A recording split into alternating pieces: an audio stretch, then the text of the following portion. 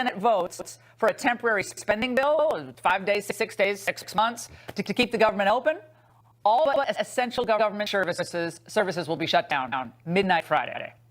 Democrats and a few goofball Republicans have decided to hold the entire funding of the U.S. government hostage for a deal to give legal status to 800,000 illegal aliens brought here as minors. Yes, you heard that right. Members of Congress elected to represent the interests of Americans and uphold the Constitution of the United States have now fully exposed themselves as nothing more than a permanent lobby for open borders and unending cheap labor. It is a total travesty. Now, the president, despite not having campaigned on giving amnesty to anyone, was willing and is willing to do a deal to help the DACA people. But he required a few basic concessions from the party already out of power, the Democrats, like ending chain migration and the visa lottery and funding a wall that he promised to build. Democrats, not the president, walked away from the bargaining table in an attempt to force his hand.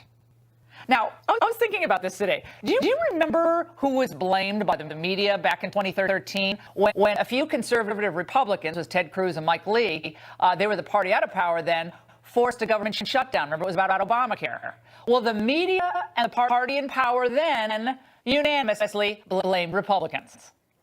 The president drew a firm line that he's not going to that he will negotiate, right, but he's not going to do it until after he gets both a clean CR that extends the government funding, reopens the government, and raise the debt limit. I'm really afraid that these yahoos are going to send us right over the cliff. What we're not for is negotiating with people who have a bomb strapped to their chest. We're not going to do that. Well, they were following the narrative set by the head of the party in power back then, President Barack Obama. When you have a situation in which a faction is willing potentially to default on U.S. government obligations, then we are in trouble. And if they're willing to do it now, they'll be willing to do it later. A faction. It was a faction. Well, we have a faction now. Chuck Schumer, Dick Durbin, Lindsey Graham. Well, it turns out that Republicans weren't really hurt all that much in the 2014 midterms by that shutdown, as many predicted. And the only thing most people remembered about the Ted Cruz filibuster was this. Say, I like green eggs and ham. I do. I like them, Sam, I am. I sometimes play that to my kids at night, puts them right to sleep. I mean, Democrats here, though, in this certain case, I'm telling you, they are playing with fire, and we're seeing a little movement tonight. From the same places. It does mean we have to, otherwise we'll hate each other, and the whole enterprise will fall apart. That's true in families, it's true in friendships, and it's true in countries, too. You already knew that because it's obvious. Our leaders spend most of their time denying it. They're lying to us. Kate Gig is a Phoenix City Council member. She's running for mayor in that city, and she supports the continuation of DACA. She joins us tonight. Kate Gig, thanks for joining us. Appreciate it. Thank you so much for having me. So trying to think through how legalizing people who are here illegally helps American citizens. In Arizona, we have some data on this because the state passed, as you know, one of the toughest anti-immigration laws in the country in 2010. And the effects of that have been studied. And here's what they showed. There was a short-term labor shortage. Obviously, people here to work, they can't work. There was a labor shortage. But over time, automation made up for it, and wages went up for American workers. Costs, meanwhile, went down. Prison costs went down. Education costs went down dramatically, by hundreds of millions of dollars. So given that we know that, why does it help the economy to legalize people here illegally? Right now, the city of Phoenix is the fastest growing city in the entire country. We added more people in 2016 than any other city, and we're constrained by our workforce right now. We just had some folks from the home building industry come into the city of Phoenix and say, we could do so much more if we had a larger construction workforce. We could be creating jobs, we could building new affordable homes for people to live in, but we don't have the workforce we need. And they said that the point that they really feel like it's changed was not having enough people through immigration. Yeah. We're Well, a lot of losing out. employers, I bet they feel Arizonans that are way. losing out. Yeah, a because lot of employers make that case, and they mean it. They want obviously cheaper labor. I think all employers do. Why wouldn't they? But if that's true, if more legal immigrants make a place richer, then how many specifically do you think Arizona or Phoenix needs? How many illegals do you need in your city to make it richer? Would more be better? How about 10 million? Would that make it even richer? right now we are desperately concerned about our DACA recipients who are in our city. Arizona has 28,000 DACA recipients who have been great members of our community, who went to our high schools, were educated here. We've been investing in them for years. Now they're ready to give back, and we're worried about their future right now. Our Republican governor has stepped up and said they're an important part of our economy. We want them to stay. Right. No, but you just said. I just want to get to the nub of it though, because I think it's a big deal. I mean, once you legalize people, they vote, they bring their relatives. It changes the place, maybe for the better, maybe for the worse. But we should be clear about the effects. I think you'd agree. So if bringing in more people illegally and making them citizens makes you prosperous, then why wouldn't you bring in 10 million and become really, really rich? Would that work? Immigrants have been amazing contributors to our community. If you look at some of the data from Forward.us, Mark Zuckerberg's organization, I bet. so many of the entrepreneurs who built our tech economy came here through immigration. And we in Phoenix are desperate for more engineering and computer science. How many big tech companies were started by people from Central and South America, Latin America?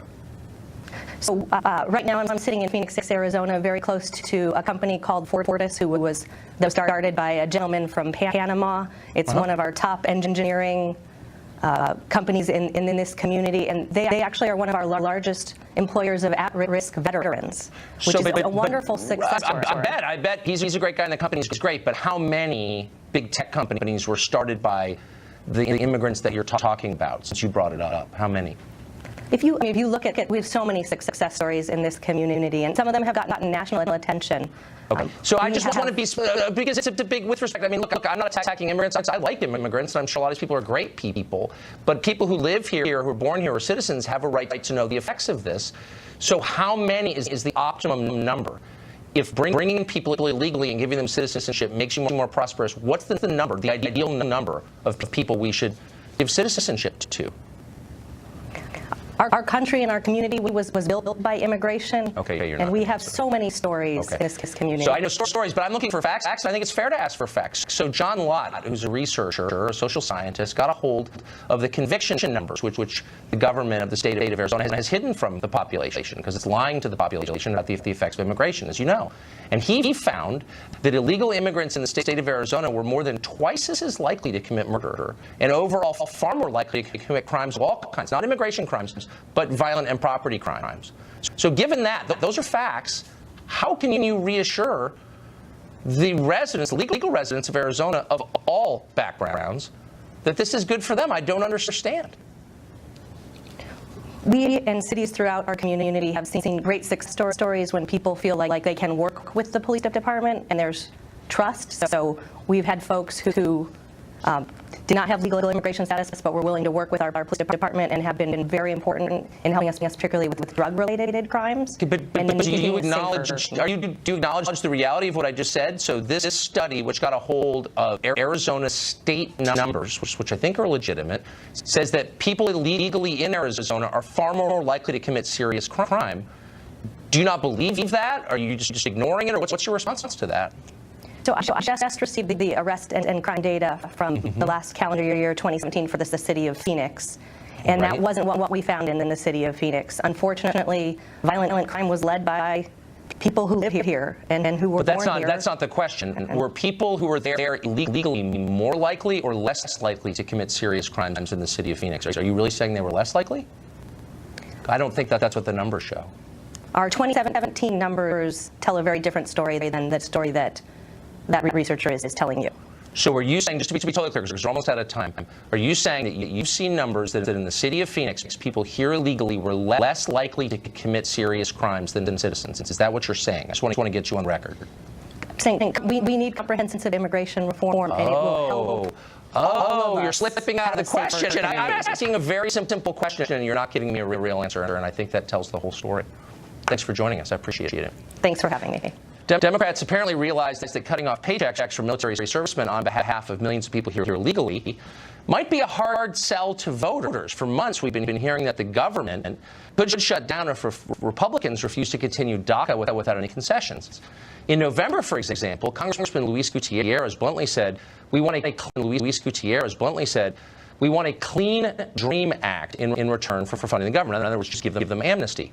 Just a week ago, the Washington Post was totally unambiguous on this question. Quote, "The thorniest issue," they said, holding up funding agreement, was Democrats' demand that DACA recipients be protected. Everyone knew that. No one denied it. And yet, oddly, with the shutdown imminent, Democrats are abruptly changing their story. The issue they say now is health care somehow. Today, Democratic leader Nancy Pelosi said the real issue is that the Republicans won't permanently extend the CHIP program, that's the federal health insurance. Quote, "This isn't about dreamers," she said during a press conference at the Capitol. "This is about what isn't there to help meet the health needs of the American people." Does anyone really believe that? We'll answer that. No one believes that because it's not true. Well, America isn't the only country with a major political split over the question of who comes in and under what circumstance. It's not the only country where its leaders baldly lie to its own people about the effects of that immigration. Yesterday, for example, in Sweden, a police station was hit by a grenade attack. That's more common than it has been. Explosive attacks have, well, exploded in the past few years as Sweden has welcomed a massive number of immigrants into its once famously placid society. This has caused a lot of effects, some of them political. We recently spoke to a man called Hanif Bali. He's an Iranian immigrant to Sweden who, maybe unlikely as it is, has become a leader, a celebrated one, in the push for tougher immigration laws there. Watch. What is the problem with Sweden's immigration system now? So there are many problems. It's very hard to define one, but the biggest problem is the amount of immigrants that are coming in. In the last couple of years, we have taken in about 250,000 asylum seekers, and for comparison, that would be like America taking in about 8 or 9 million asylum seekers. This is people that Sweden provides housing, healthcare, schooling, and all these a lot of these expensive services that the Swedish welfare system gives to people. And this has created, of course, a lot of huge costs in the short run for the Swedish system, but also when we look at long term, what we're seeing now with crime and poverty is effects of crime and poverty is effects of having a very lax migration system for 10, 15 years ago. And what we're seeing now with basically ghettos and street gangs, which is a phenomenon that never even heard of in Sweden, and also jihadists traveling abroad, etc. These are problems that are new to Sweden, and Sweden's system is not capable of, it's not capable and it's not designed to handle these problems.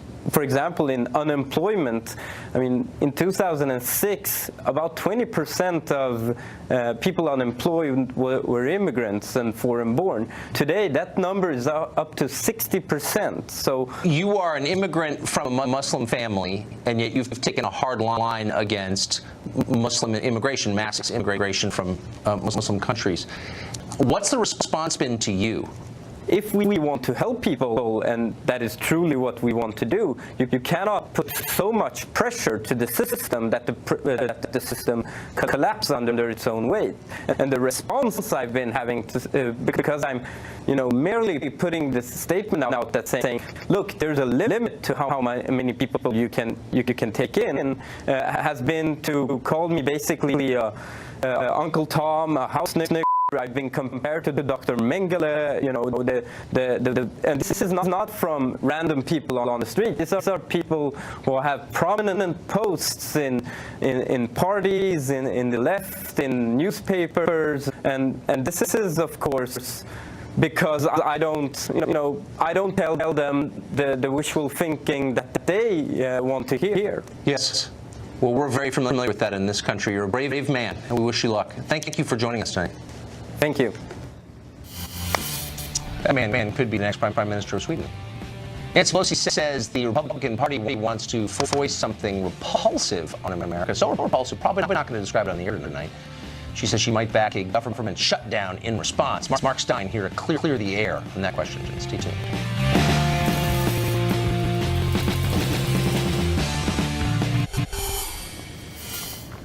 Congress is on the brink of shutdown literally tomorrow. Nancy Pelosi won't admit that because that would be admitting that the Democrats are shutting the government down because Republicans refuse to legalize people here illegally. She's claiming Democrats want to shut the government down because the Republican Party is trying to do something repulsive. Here's her explanation.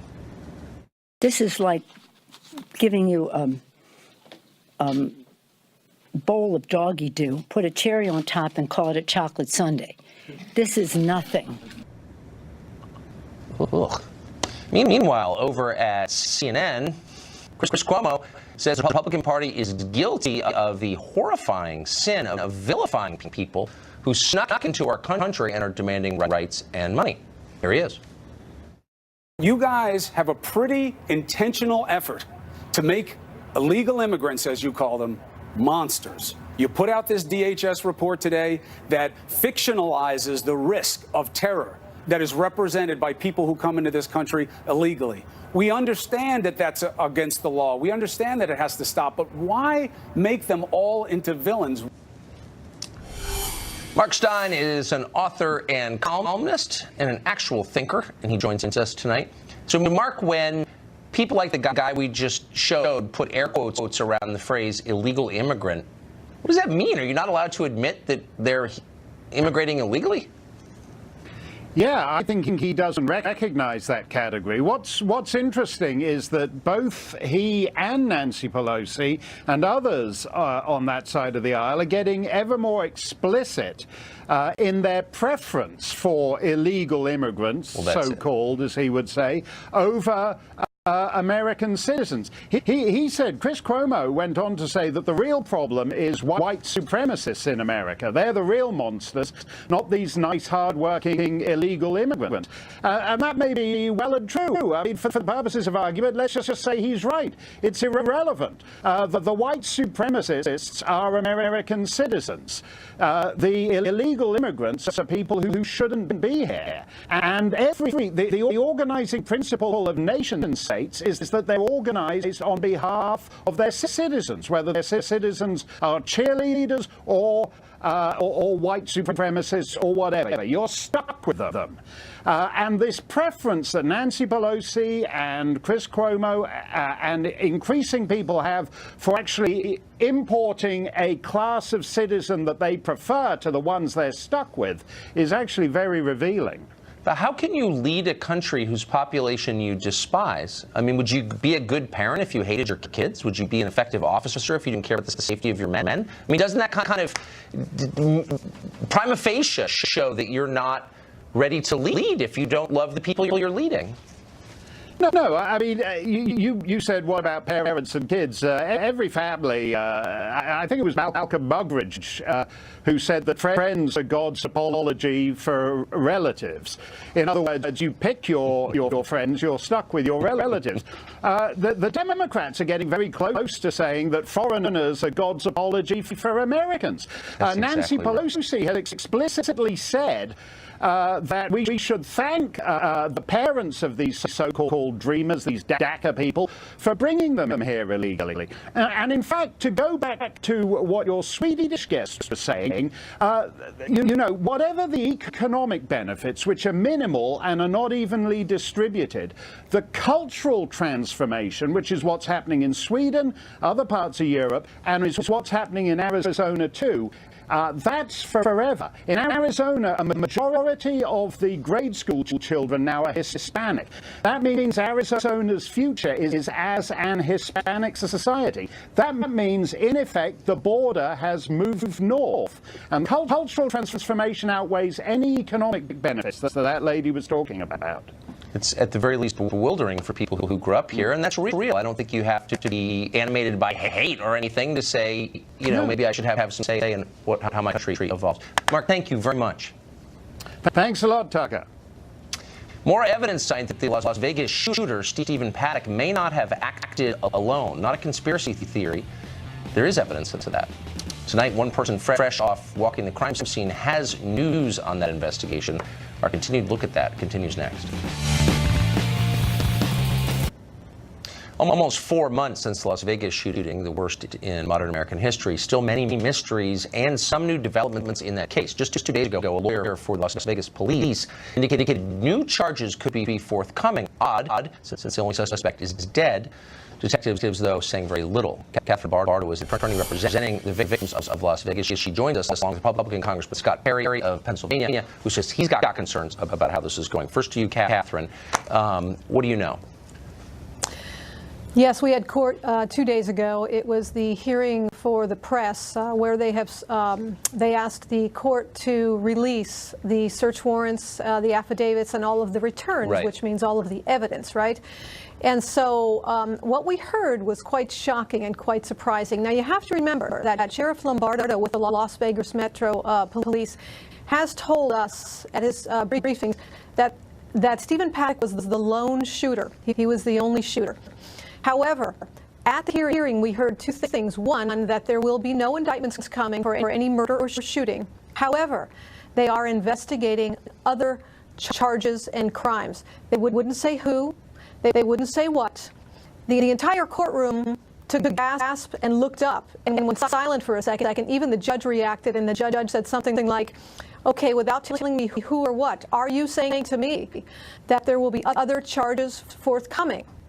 And the lawyer for the police said, yes, there are other charges being investigated. The judge pressed him on that, and he said within 60 days. So what the judge did was she asked him for further supplemental briefing to explain to her what that contains, who it is, what it's about. You see, we're asking, and the press is asking for the documents, the evidence to be released, since there is no ongoing criminal investigation. Well, that would be nice, and answer basic questions such as how is an interior door locked inside the hotel suite? Congressman, you're the only member of Congress I'm aware of who's taken a public position asking questions about this. What are your questions?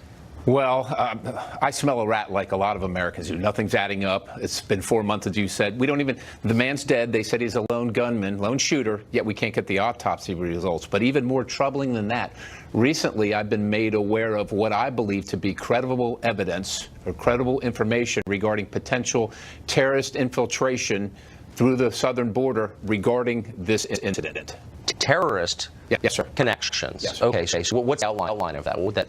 Well, they could be, well, let's face it. ISIS says twice before the attack. ISIS warned the United States that they would attack Las Vegas, I think in June and August. And then after the attack, claimed responsibility 4 times.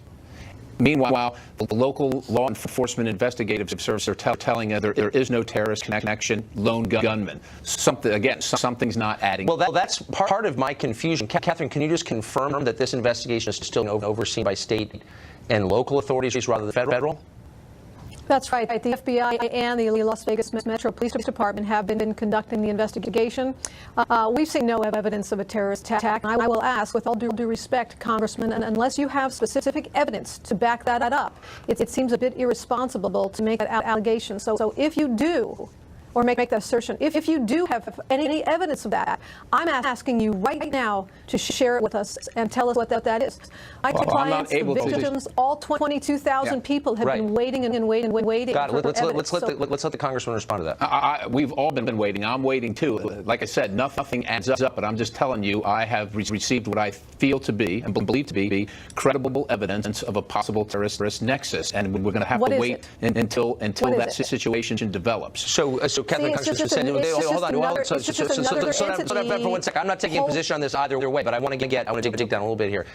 If that is your belief, does Congress have a role to play in this? I don't know that Congress has a role, but I think who does have a role is the National Counterterrorism Center. And if ISIS claims, if ISIS warns about an attack and then an attack occurs and then claims responsibility after the fact, right? It seems to me that at a minimum they should have some portion of the investigation to clearly debunk that claim. And yet it hasn't happened. Okay, so tomorrow, we're unfortunately out of time, but we will be taking a press conference tomorrow out of Las Vegas by the investigators. Hopefully we're going to learn more, and I hope we speak to both of you again on this. Thank you both very much. A powerful lobbying group wants to roll back a lot of the Republican Party's recent tax cut for the middle class. We invited them on to discuss their plan. They refused. We'll discuss it anyway. That's next. Well, CNN doesn't like America's government very much, which you'll quickly learn if you watch that channel. Not that we'd recommend it, obviously. But that doesn't mean CNN doesn't like foreign governments. Boy, do they. Ever see their overseas programming? It is packed with unfiltered propaganda from various authoritarian regimes around the world, regimes that CNN presumably has business deals with. Consider CNN's relationship with Turkey. Now, nominally, Turkey is an American ally. It's a member of NATO. Yet the Turkish president, Erdogan, routinely attacks the United States in far harsher terms than the government of Russia ever does. Just 3 days ago, President Erdogan accused this country of forming a 30,000-strong terrorist army in Syria to attack Turkey. He's also said it's, quote, very clear that the U.S. supports ISIS, and he says he has video evidence to prove that. Now, that's lunatic rhetoric, and it's also dangerous. Yet no matter what he does or says, President Erdogan can rely on totally sympathetic coverage from CNN Turk. That's CNN's net in its entirety, even as it denies a platform to Turkey's increasingly besieged opposition parties. Now, the network, CNN Turk, accused an American professor with no evidence at all of helping to orchestrate a failed 2016 coup against President Erdogan. That's a claim that echoes precisely one of the Turkish government's most fervent talking points. One informed independent Turkish journalist says that CNN, quote, amplifies the hateful and xenophobic narrative of the Erdogan regime. The question we think might be interesting to get an answer to is in exchange for spewing one-sided authoritarian propaganda on behalf of a hostile foreign power. We contacted CNN to find out. We have not yet received an answer, but of course we'll let you know when we do. If you're a middle-class conservative, you probably grew up thinking the Chamber of Commerce was on your side, standing up for small business, pushing back against pointless regulation and faculty lounge socialism. That's probably the Chamber of Commerce you remember. Well, here's an idea from the new and definitely not improved Chamber of Commerce. Higher gas taxes. In order to fund federal infrastructure spending, the Chamber of Commerce is pushing an additional 25 cents a gallon fee on gas